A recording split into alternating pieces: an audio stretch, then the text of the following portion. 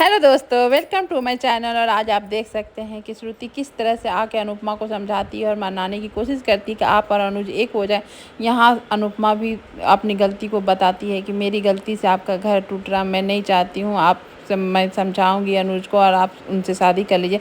यहाँ बताती है श्रुति कि अगर मैं शादी भी कर लूँगी तो मैं कभी खुश नहीं रहूँगी, हम लोग तीनों दुखी रहेंगे, क्योंकि अनुज हमसे प्यार नहीं करते, आपसे प्यार करते हैं।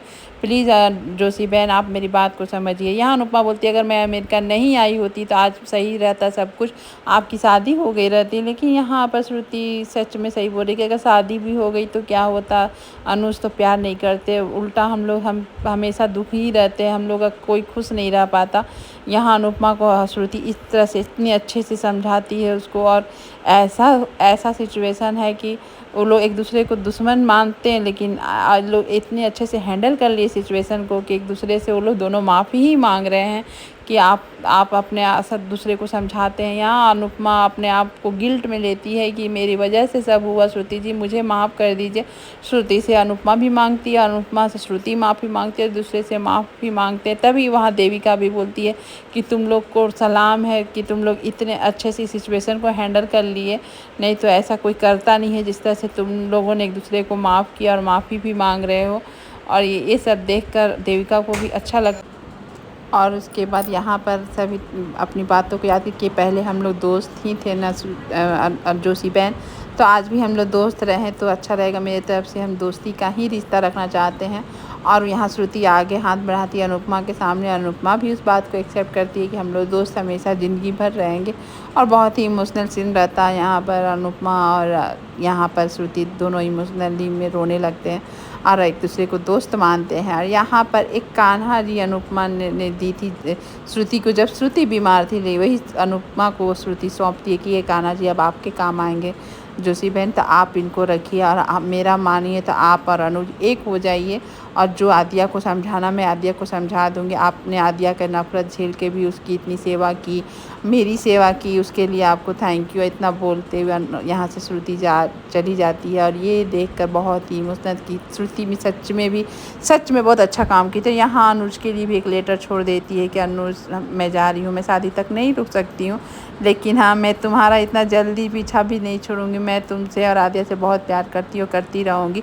तुमने जिस तरह से अनुपमा से प्यार किया मैं भी करती हूँ, ये नहीं आशा रखूँगी कि तुम मुझे मिले ही। और यहाँ दूर खड़ी आदिया भी बहुत ही टूट जाती है, उसकी सुर चली जाती है। और यहाँ पर अनुज संभालता है आदिया को और समझाता है कि सब कुछ सही हो जाएगा बेटा, शादी हो जाने दो, तुम एक दूसरे बात करेंगे, जो तुम्हारा मन में है वो सब पूछेंगे।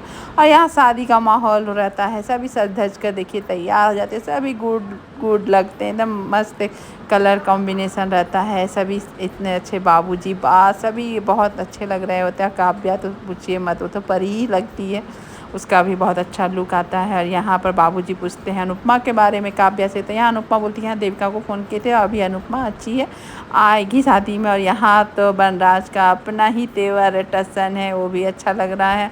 और यहाँ अपना प्लानिंग के बारे में सोच रहा है कि आज क्या करना है शादी में। यहाँ सही बच्चे सब आ जाते हैं, सब तैयार वार होके। यहाँ पर अनुज को पूछा जाता है आएगा कि नहीं, अनुपमा आई थी। यहाँ पर बनराज बोलता आएगा क्यों नहीं आएगा, अब यही है कि अब बड़ी आराम से शिद्दत से आएगा, जो चाहता था लोग को पूरा हो गया। और यहाँ श्रुति का भी भगा दिया लोग, अब क्या ही चाहना। तब तक अनुज और अनुपमा दोनों एक साथ ही आते हैं। और यहाँ आकर देखती है जब अनुपमा अपनी बेटी आदिया को कि वो वही लहंगा पहनी है जो अनुपमा ने छोड़ कर आए थे, उसके लिए बनाए थे। और वो देखकर अनुपमा खुश हो जाती है, आंखों में अनुज से बोलती है कि मेरी बेटी ने आज वही लहंगा पहना है जो मैंने बनाया था। और एक दूसरे को देखते हुए फिर वो लोग आगे बढ़े। उसके पहले उन लोग को कल की बातें सब याद आ जाती है कि कल उन लोग के सामने कैसा सिचुएशन था। और ये सोच के एम्बैरेंस हो जाते हैं और एक दूसरे को कुछ बोलते तो नहीं है, लेकिन थोड़ा सा ये झिझक आ जाता है उन लोगों को कि कल का माहौल क्या था, किस तरह से अनुज अनुपमा का हाथ पकड़ के अपने प्यार का इजहार किया था। यहाँ अनुपमा भी वही बात सोच रही कि कैसे अनुज अपने प्यार के बारे में बता रहा था और इस तरह से बातें हुई थी। फिर वो सोचकर वो लोग आगे बढ़ते हैं। तब यहाँ पर एक और रोमांटिक पल याद समझ भी देखने को मिलता है कि अनुज के हाथों में जिस तरह से फंसती है साड़ी और वही से खींचा खींचा अनुपमा के पीछे पीछे आता है। बहुत कोशिश करता है साड़ी को निकालने के लिए, नहीं निकलता और अनुपमा को पता ही नहीं है कि अनुज के हाथ में उसकी साड़ी चली गई है और अनुज उसके पीछे पीछे आ जाता है घर तक। और उन लोग को साथ देख के सभी घर वाले हैरान हो जाते हैं और यहाँ पर आदिया भी उसको देखती है और वो भी समझ नहीं पाती कि लोग साथ में कैसे आ रहे हैं। और यहाँ अनुपमा को देखकर डिम्पल और किंजल दोनों खुश होते हैं। काव्या और किंजल खुश होते हैं कि चलो इन लोग का मूड थोड़ा अच्छा है। यहाँ पर बाबूजी भी बोलते हैं कि चलो सब सही है। तभी वहाँ पर बनराज तो चुप रहने से रहा। वो पूछता है अरे तुम लोग साथ में, श्रुति जी कहाँ चली गई हैं? तो यहाँ पर बताता है अनुज की श्रुति चली गई है वापस। तो वापस तो जाना ही था कि तुम लोग जो षड्यंत्र रचे थे वो तो वापस। यहाँ पर बनराज को जवाब देते हुए अनुज कितना भी जवाब देते, बनराज तो चुप रहने से रहा। तो उसके बाद वहाँ चुप तो नहीं थी। यहाँ पर जैसे ही पूछा गया करे अभी तक दूल्हे राजा नहीं आए, तो यहाँ पर बता तोसू को बोला जा रहा फ़ोन करने के लिए। तो यहाँ बनराज बता लगता है दूल्हा भाग गया है। तो यहाँ पर काव्या देखकर परेशान हो जाती कि इस तरह से ना शादी हो उसमें खुशी इतना बनराज को क्यों हो रहा है, क्यों ऐसे ऐसे बातें बोल रहा है। यहाँ पर डिम्पी भी देखिए कितनी अच्छी लग रही है सज धज के, वो भी दुल्हन बनकर तैयार हो चुकी है, अपनी सेल्फी ले रही है।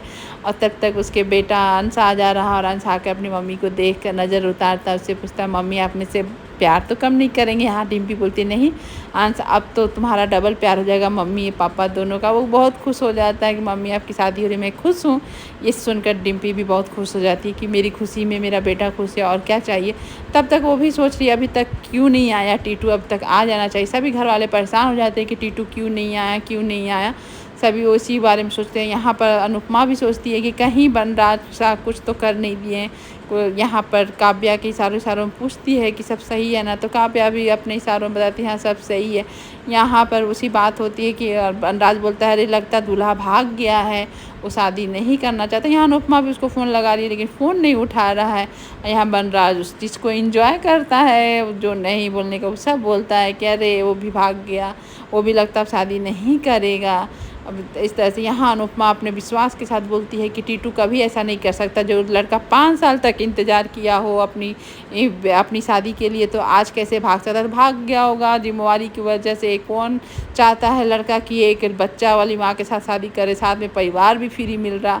तो अनुपमा वो सबको गलत मानती है, बोलती है कि टीटू उस तरह का लड़का नहीं है, वो कभी ऐसा कर ही नहीं सकता है। वो आएगा और तब तक आ जाता है टीटू अपने दोस्तों के साथ और बोलता है मेरा पैजामा टाइट हो चुका था इसलिए ढीला करने में थोड़ा टाइम लग गया। जो सब हंसने लगता है अरे बारात लेट आती है, लेकिन ये बहाना तो नहीं होता है। और उसके बाद बनराज भी सोचा चलो आ गया, जो मेरा प्लानिंग है अब सही से हो जाएगा। और टीटू के खिलाफ उसका तो षड्यंत्र चल रहा होता है। यहाँ टीटू भी घबराया हुआ रहता है और यहाँ अनुपमा अब उसके स्वागत के लिए आरती वारती करती है और पूछती है तुम ठीक तो हो ना, सब सही है? तो यहाँ पर टीटू सब बताता है हाँ हाँ सब सही है। यहाँ बनराज का अपने आप में चल रहा होता है जो चलता है कि अब तो वो टीटू और डिम्पी के शादी में पता नहीं क्या करने वाला है। फिर इसके बाद यहाँ आरती और रस्म होने लगती है। बाबूजी देखकर खुश रह जाते हैं और उनको भी अपने मन में है कि अब तो यहाँ से उनको भी जाना है अपने। और आज का वीडियो बस इतना ही। आपको कैसा लगा बताइएगा ज़रूर। Thank you.